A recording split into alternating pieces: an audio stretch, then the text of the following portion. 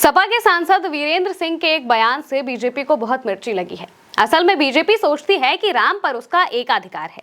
बात सही भी है। अगर बीजेपी और राम को अलग कर दिया जाए तो बीजेपी कहां जाकर टिकती है। वीरेंद्र सिंह ने कहा कि राम समाजवादी थे। उन्होंने बड़े लोगों का, राजाओं का सहयोग नहीं लिया, वनवासियों का सहयोग लिया, वंचितों को साथ लिया। अब बीजेपी के लोगों ने इसे राम के अपमान से जोड़ दिया है। वीरेंद्र सिंह ने क्या कहा, पहले वो जान लीजिए। चंदौली सांसद वीरेंद्र सिंह कहते हैं, अगर वो राजा राम होते तो राजाओं की मदद लेते, क्योंकि उनके ससुर जनक जी राजा थे, उनके पिता दशरथ चक्रवर्ती राजा थे, वो स्वयं थे। ऐसे तमाम उदाहरण हैं। लेकिन उन्होंने बड़े आदमियों का सहयोग नहीं लिया, वनवासियों का समर्थन लिया। वो विचारों से समाजवादी थे।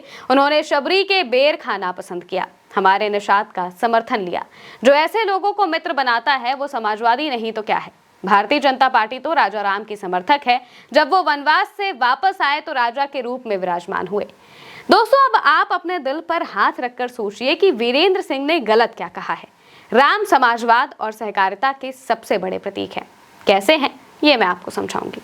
आप पूरी रामचरितमानस पढ़िए, राम के पूरे जीवन चरित्र को देखिए। वहां हर किसी का सम्मान है, हर किसी को श्रेय है। समुद्र को श्रेय है, पत्थरों को श्रेय है, पर्वतों को भी श्रेय है। यहाँ तक कि राम सेतु के निर्माण में गिलहरी तक का योगदान है।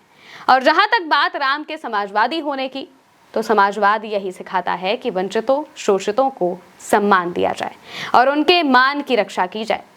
राम निषाद राज का साथ लेते हैं, केवट का साथ लेते हैं, सुग्रीव को साथ लेते हैं और माँ शबरी के जूठे बेर खाते हैं। माँ अहिल्या का उद्धार करते हैं। राम सिखाते हैं कि अभावों में कैसे जीना है। राम अगर चाहते तो अयोध्या की अपनी पूरी सेना बुला लेते, अपने ससुर जनक से कह देते, पूरी सेना आ जाती। छत्तीसगढ़ में राम का ननिहाल था, महाकौशल में राम चाहते तो उनसे मदद मांग लेते।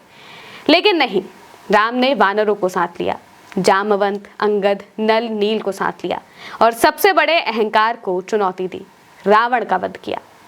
अब बीजेपी सपा सांसद वीरेंद्र सिंह के बयान को घुमाने की कोशिश कर रही है। असल में अखिलेश यादव ने बीजेपी को सनातन की पिच पर घेर लिया है। फिर अखिलेश यादव ने इटावा में मंदिर बनवाना शुरू कर दिया और अब वो कह रहे हैं कि जब मंदिर निर्माण पूरा हो जाएगा, इसके बाद वो देश के अलग अलग मंदिरों में जाएंगे, दर्शन करेंगे। और अब सपा राम को भी बीजेपी से छीनने की तैयारी कर रही है।